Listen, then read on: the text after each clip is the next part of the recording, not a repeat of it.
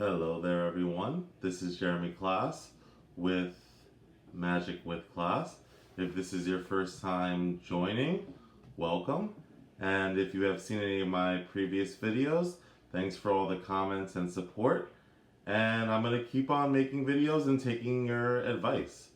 So I spoke already about the Walking Dead situation, and now I'm going to pivot from that topic, and we're going to go into another topic that many people have been talking about over the last few weeks and months, and that is the reserve list. So for those of you who don't know, the reserve list in Magic the Gathering is a list of about 500 cards, a little over 500 cards, that Wizards of the Coast has promised to never ever reprint in any form, and never to reprint even in a mechanically identical way, but doesn't share the art or the name. So these cards will never be reprinted, and functional reprints will never exist for these cards either. So most of the cards on the reserve list actually aren't very good. A lot of the cards on the reserve list are actually low value, but over the last couple of months, even those lower value cards have skyrocketed. This is similar to in 2017, when there was also a lot of buyouts in the reserve list, and a lot of reserve list cards did skyrocket in price as well. And now a lot of people are saying that 2020 is much of the same as in 2017. That people are investing in the reserve list, that the prices of the reserve list cards are currently inflated, and they will go back down eventually. And that may or may not be true, but personally I think that every card on the reserve list will eventually go up a little bit in value. So if you see any reserve list cards that are cheap or easy for you to pick up, I would recommend that you keep them, because who knows what's going to happen in 10 or 20 years.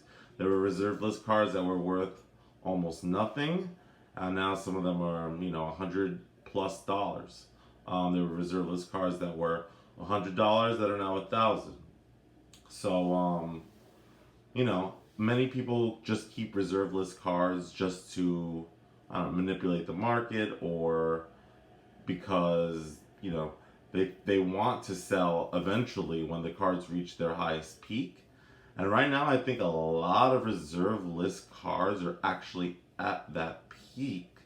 So if I couldn't blame some people for selling off certain reserve list cards right now, because I think a lot of them are artificially high. But I don't really want to go into a long conversation about the reserve list, whether it's good for the game or bad for the game. But I just want to give a little bit more information. So basically, in writing, Wizards of the Coast promised not to reprint any of these cards. And the reason why many people believe that they will never go back on this promise is because of something called promissory estoppel, which is a legal contractual term, which basically means that if you promise something and then you break that promise, and breaking that promise causes clients to lose money, then they can legally sue you for that money. Now, whether or not this would hold up in court is really unknown. It would cost probably millions of dollars in litigation fees to take this all the way to a court, if it even goes that far. So I have many reserve list cards that I'm just going to share with you and show today. Most of these reserve list cards that I have are not particularly high in value, but over time they may be, and some of these cards are actually going up in value as we speak. For example, the first card that I see is the reserve list card Asmira, Holy Avenger, which is a legendary creature. Now this card has been going up in value quite a bit, and this is a card that I think will eventually go back down in price because it's just not that particularly good a card. It is a legendary creature, so you can use it for commander, and I do recommend that for all of the reserve list legendary creatures, if you can get your hands on one, you probably should just keep at least one, just in case. But yeah, so for 4 mana, two of anything, a green and a white, you get a 2/3 flyer, and at the end of each turn, you get to put a +1/+1 counter on it for each creature put into your graveyard from play this turn. So it's really not that good. Yes, it can get more powerful, but I think in today's age, there are certainly much stronger cards than this, and I don't really see this card being involved in any like game-winning combos. Obviously, there's some strategies you can use, and I don't even think it's that fun as a commander, to be honest. I think there are way better commanders in these two colors if you want to focus on +1/+1 counters, or maybe a flying theme, or maybe some sort of sacrifice theme. I just don't think it's very good. Nevertheless, it's going up in price, and I have a few of these actually. I have quite a few of these because I picked them up when, you know, they were like a quarter or less. So I'm not going to go into that much detail for all of these reserve list cards, but that one particularly has been a card that has been in everyone's mind and has been going up in the market, so I thought I would mention it. Circle of Despair. This is actually a pretty good card. It's good in a black-white aristocrats sacrifice theme, and it's pretty good in maybe like a fog type theme. So that's a reserve list card I think will actually go up in value as time moves forward. Bazaar of Wonders. I don't really have much to say about that card. Barreling Attack, which I think is a terrible card. Chain Stasis. Emperor Wild Caliph. I mean, it's a Djinn, so maybe one day that will be relevant, but I don't think it's a particularly good card. This is a card that has gone up in value. Ephemeris Enchantress. Now, this is a card that for many years I thought this card was so undervalued, right? It's pretty good in Commander in a lot of enchantment, Enchantress type decks. So when I saw these cards like under $5, under $4, sometimes under $3, I would pick them up because I think this is a great card for Commander, and I don't think that the price of this card is ever going to go back down. In fact, the opposite. I think it's going to continue to rise. Season of the Witch actually was in back, another reserve list card right here. It's close to Halloween, so I guess this card is a good pickup during that season, maybe, but it's not particularly good. But for maybe like a Halloween themed deck, it's interesting. Here's another legendary card. This one is from Legends. All these Legends reserve list cards are going up. This one is terrible. 6 mana for a 5/3 with no abilities, and it's in 2 colors. It's awful. Cleansing. Scorched Ruins. Here's another card that I think will continue to go up and up in value, especially right now with the release of Zendikar Rising. Lands. Putting your lands into the graveyard so that you can replay them from the graveyard is kind of a big deal. So I have a feeling that Scorched Ruins is a card that is going to continue to rise.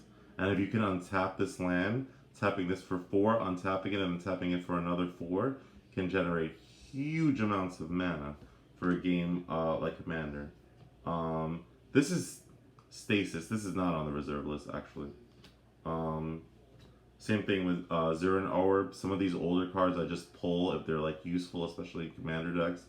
This is another card that is really good with the Zendikar Rising cards that are just released because it interacts with lands.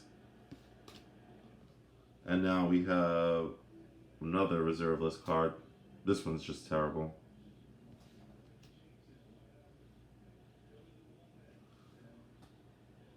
Fungal Bloom. Is this reserve list? I actually don't remember if this one is or isn't.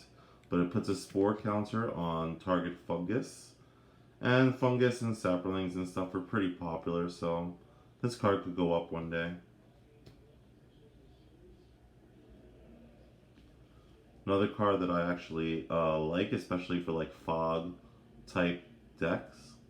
The cumulative upkeep is kind of annoying though. No Chamber. This is another card that keeps going up in value that I was able to get when it was really cheap. You and another player basically get to ban a card of your choice as long as this card remains on the field. So in Commander it's pretty good because you and an ally can name either two opponent players commanders, and if they can't get rid of the enchantment and their deck relies heavily on the commander, they could be in trouble. Benefic Bottle, I really don't have anything to say. Same thing with Shimmer, although this card may go up because it explicitly mentions lands. Here's a card, Sandals of Dala. This is a more expensive card, but the one I have, this is the only copy of the card I have, is in terrible condition. But it does give a card Island Walk, which again, it kind of interacts with lands. And this is from Arabian Nights, but this card is just not that good. Donate, this is one of the few reserve list cards that actually have a rarity symbol. The other ones do, most other reserve list cards do not have that rarity symbol because the rarity symbol was just not introduced into the game for the sets where most of the cards for the reserve list come from. But this card is good in commander decks, and even has a combo with Illusions of Grandeur, which I think I have somewhere in the pile. But commander decks that especially want to give things to your opponent, there's a commander that specializes in that. That's blue, white, red. I forgot its name. It looks like a goat or something. This card is excellent in there. However, I will say that this kind of did get a functional reprint. It was color shifted, so they're saying that that doesn't count as a functional reprint. But there is a red version of this card. Just in case you're looking for a way to run two donates in your commander deck and you're playing blue and red. Yep, another card that's going up because Zendikar is mentioning lands. And here's a card that that I like, and since it's close to Halloween, I guess I'll mention it. It's Frankensteins Monster. And the reason why I kind of like that card is because it uses the mechanic that they're not really going to use again, and that's counters, but instead of using +1/+1 counters or -1 counters, this offers the choice to choose between 3 different types of counters. So who knows, in the game that may prove useful someday. Grave Robbers, not the best. This is a card from the dark, and again, protection from red and banding. I don't even know what banding really does, but this is not a card that you should expect to see often in competitive play or even casual play. I've never seen someone play it in a commander deck even. Martyr's Cry. This is a card that I think it's from the dark, so it's, the print run wasn't huge, but I think this card should see way more play than it does. I really rarely see people playing this. Preacher. This card at the very least has an interesting effect because white doesn't steal creatures. And this card takes control of opposing creatures, which is a blue, red, black Grixis ability. White doesn't get the ability. So this is actually kind of breaks the color pie. So for that reason alone, it's kind of interesting if you want to run, you know, a white deck and you want a mono white deck and you want the option to steal your opponent's stuff. This is pretty much the only card that will do it. Here's Psychic Allergy. I believe this card is going up as well. But then again, many cards in the reserve list are going up. Another card from the dark, Scarwood Bandits. This one's pretty good, actually. It takes control of artifacts, and that's, again, not something that green or white typically does.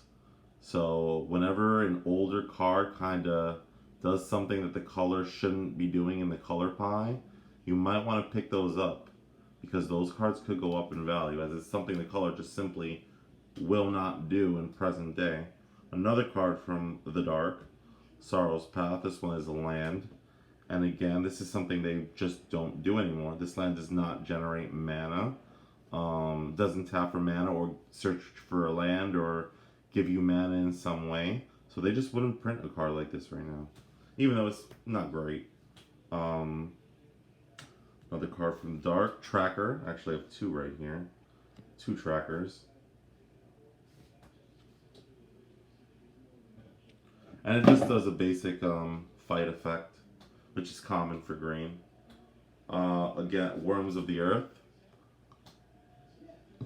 which is again interacts with lands. So I would keep an eye on this.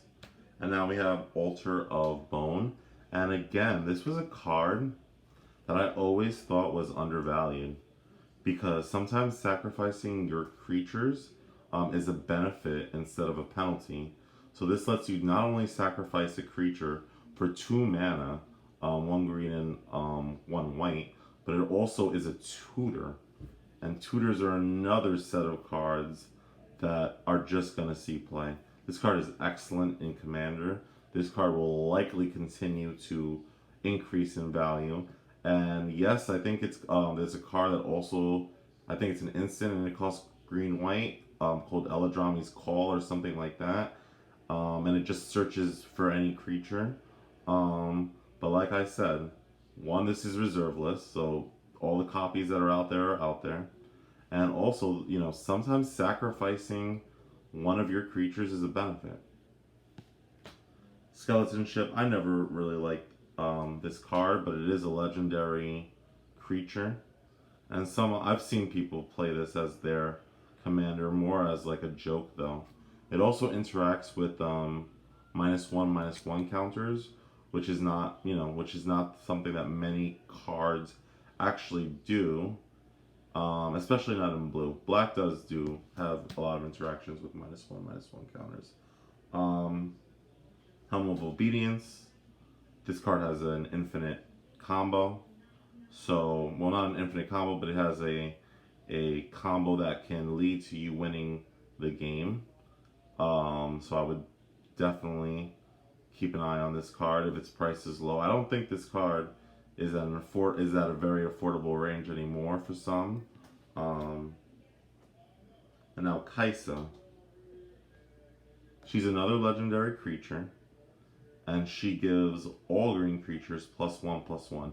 Never underestimate a lord, and never underestimate a legendary creature that buffs all your other creatures. She's okay. I think she will continue to rise in price. And again, Ritual of the Machine. This is a black card that takes control of an opponent's stuff. Black does this from time to time. Usually it's flavored as a vampire taking control of something. This is one of the times when it's not. Again, sacrificing your own stuff can be seen as a benefit. So maybe there's a mono black deck out there that just wants to take control of all of your opponent's stuff, and this is one way to do it. Oh, this card I just undervalued. I did not think this card was particularly good. So I think this might be my only copy, or I have very few copies of this card. But I have seen this card skyrocket in price, and I don't know. I guess knowing the top card of your deck can be useful. There are a few decks that do want to know what the top card of the deck is. I know there's you know, but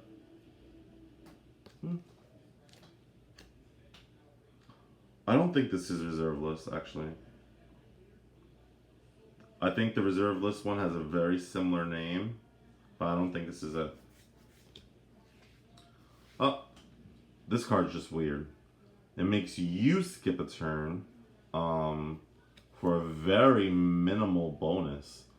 But who knows if skipping a turn could be beneficial someday, or maybe you can somehow have your opponent skip the turn with a card printed in the future. Anything that skips turns or takes extra turns, I would look at twice, because the ability is certainly interesting. All-time abilities are pretty strong.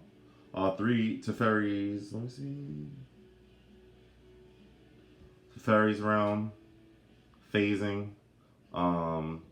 They've brought phasing back as an experiment to see if blue and white can use it to deal with opponent's creatures temporarily. White doesn't need it. It gets Oblivion Ring effects, and I don't think blue should have that type of ability to temporarily get rid of an opponent's creature. And I know everyone's going to say, oh, but blue can tap creatures and force them to not untap. So isn't this very similar? I just don't think I like phasing.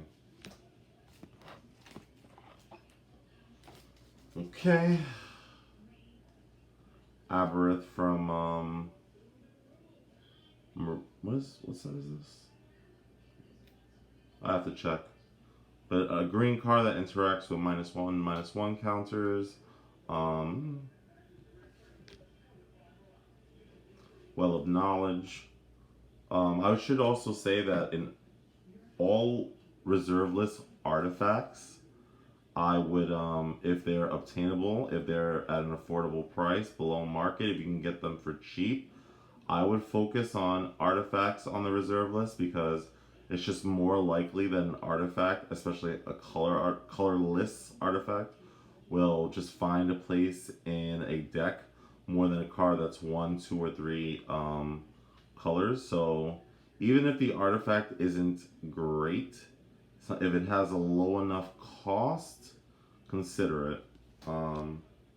Actually, I love this next card, and for a while I also think this card was undervalued, because there's just so many interesting and cool things that you can do with it. It's Apocalypse. Remove all permanents from the game and discard your hand.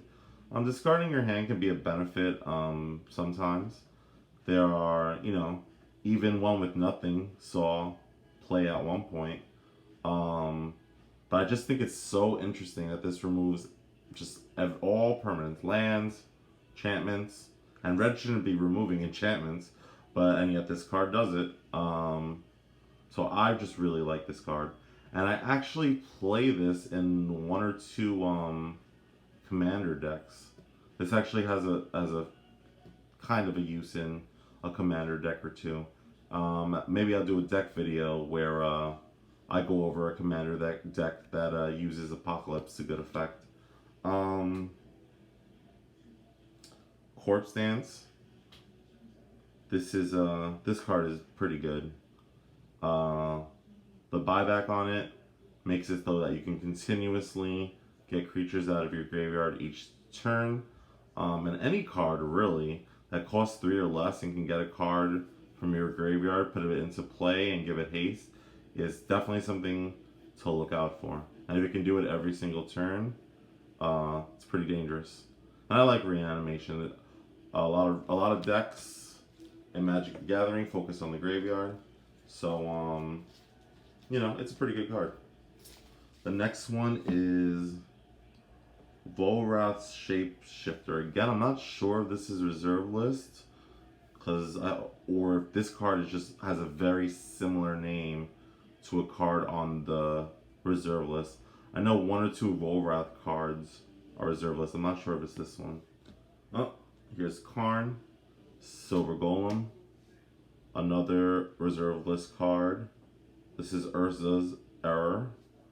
It has a gold symbol. This card is technically reserve list, but this card was reprinted. It was reprinted in this premium product as a foil before they closed the loophole to not be able to reprint reserve list cards in foil. So there used to be an exception to the reserve list rule. Basically, if they wanted to reprint a reserve list card in foil, they could at any time. And they did with this card, and the backlash was enormous. I was playing during the time, and I guess I wasn't that into the game and the community as I am now. So I don't remember the backlash for this card when they reprinted this card being that bad.